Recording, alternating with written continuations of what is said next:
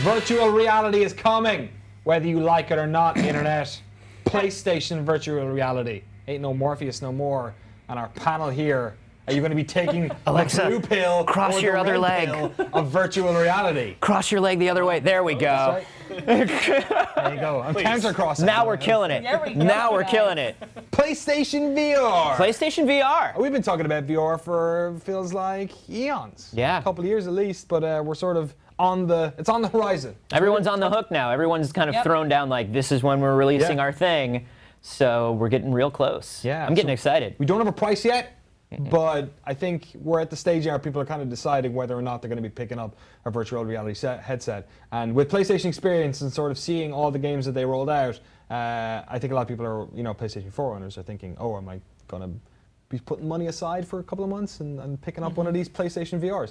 Let's talk about some of the games that we saw shown, first of all, at the conference. Peter, what were some of the ones that jumped out to you? Rez was by far the most interesting one. Yes. I hate to beat a dead horse, but as someone who loved the Dreamcast and loved Rez in particular, and loves Eve Valkyrie, I see a lot of the things in Eve Valkyrie mimicked in Rez Infinite, which is like using the direction that you're looking to sort of aim the reticle.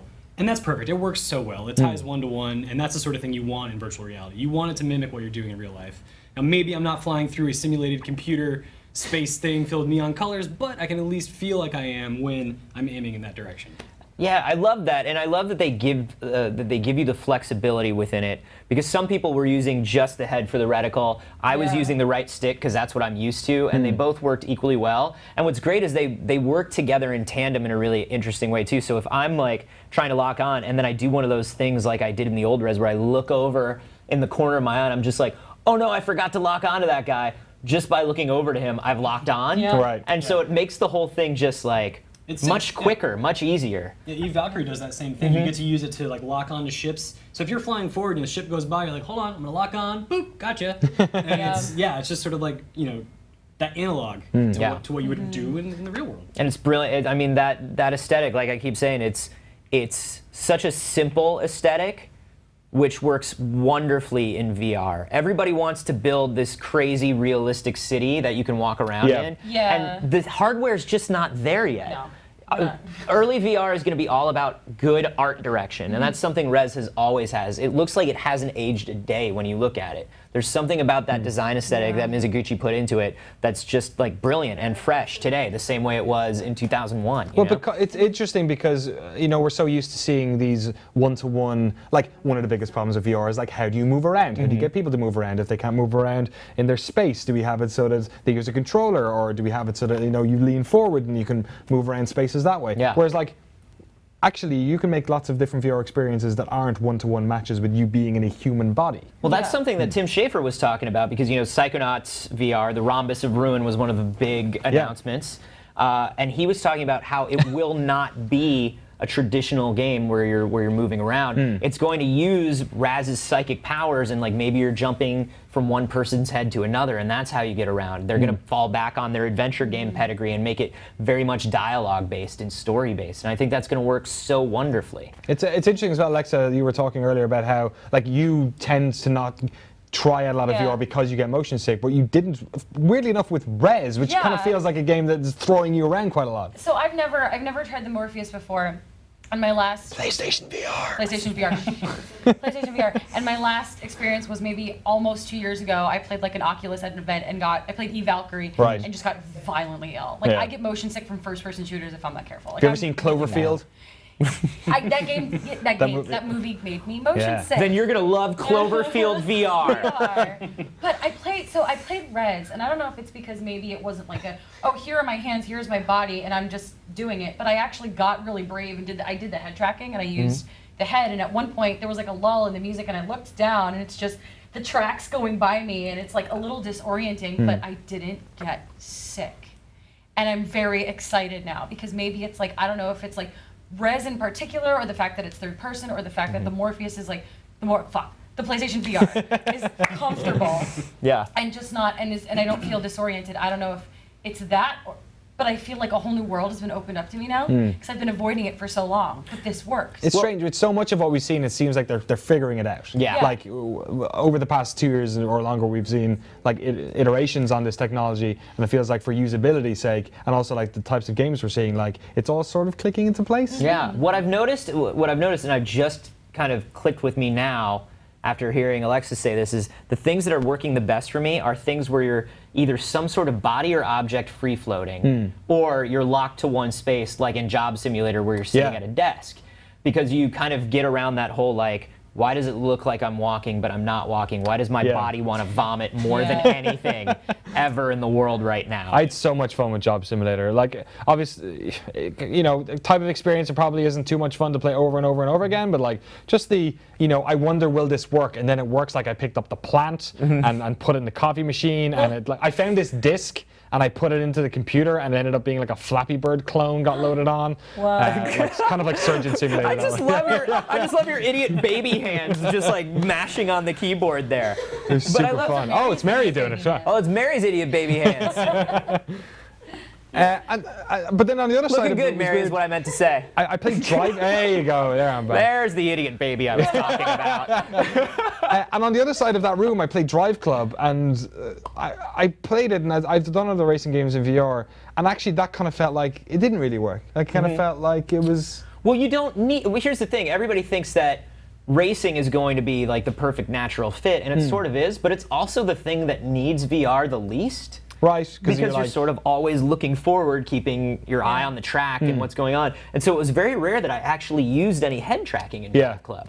Like in most racing disciplines, you're like, even your wind mirrors are like within, you know, eye flicking, you know, radius of where you're I think the impressive thing about the Drive Club demo was they were showing off how far the PlayStation VR headset has come since that initial prototype. Right. The same way they're showing off how far the Oculus has come and things like that. As they're, you know, raising these frame rates and these refresh rates and everything is getting brighter and the head tracking is getting more one-to-one, they're just trying to show off like, hey, we can do an experience like this now and it will not make Alexa Ray Correa vomit much. It's comfortable too, isn't it? Like that unit, Peter, I feel like of all the people at GameSpot, you have used VR the most. You're the most experienced with using all the different iterations of these. How do you think that PlayStation VR headset feels? Because to me, it's so light. It feels super easy to like move on your head and everything. Yeah, I mean, as these things develop, you know, obviously the materials get refined. They realize they don't need as much circuit board. They can find lighter materials that wick away moisture and stuff, and these things become more comfortable. And I think some people will always find something to complain about, but really, yeah, like the Morpheus is really comfortable. The latest Oculus is really comfortable. Even the latest Gear VR. I mean, people are iterating on these pretty quickly and coming up with solutions. Look at this guy's wrist. That poor demo. Those poor guys. Yeah, that's the bam. There it is. Of that was not. That did not go well for them. No. And you know, if you look at how fast it's progressed already over the past 3 years, project 10 years down the road, right? Right. I mean, these things will continue to shrink, continue to be more comfortable. We are at like the frontier of VR, even now, still after years of doing this stuff. It hasn't hit market, really. Like it's not really gone mainstream and gotten the money to keep making more things and keep refining it. So it's just going to get smaller and more comfortable. So even if it's not perfect right now, don't discount it. Like some of the early experiences are great, and they totally make up for a little bit of discomfort because you get an experience unlike anything that you've played on a traditional TV with a controller. I think that's a great point. I think if it can make it through these first 3 or 4 years, if these companies can really like stick it out, keep supporting it, don't pull money out of it the way they pulled money out of like a Kinect or a Move or something like that. As long as they don't get bored and see the profits kind of not coming in for the first 3 or 4 years, I think this is something that could really catch on. But it's something where they're going to have to commit to backing it. Well, the thing is that most people now, at least in our groups, right, we talk about this as a game-first device, but VR is being utilized, and I guess I've said this a lot of times now because I feel like I'm repeating myself, but it's used for therapy a lot. Like burn victims heal faster walking through snow in VR.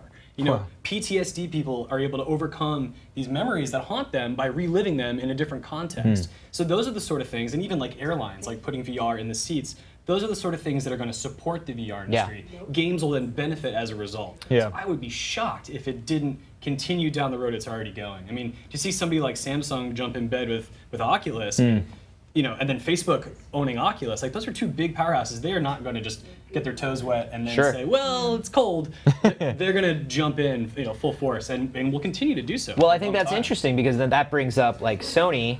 I mean, Sony obviously is thinking about this in terms of movies, entertainment, and games, but they're not on the forefront of like those same sort of things that you're talking about with these research companies, where it's like, Right. well, they don't really put money into things like therapies and that sort of stuff. So they're maybe the company that has the most to lose, but also I think has the best chance of getting a toehold in the consumer market because I'm not going to have a high-end PC. To do the it, box is already in my living room. These games already run to spec without me having to fiddle with anything the way you have to with an Oculus or anything right now. So they have a big chance to kind of take the living room, which I think is interesting. And you can really see from like all their PSX presentations that they really want the living room. They want it so bad right now. I'd be curious to see. Thirsty for that living room.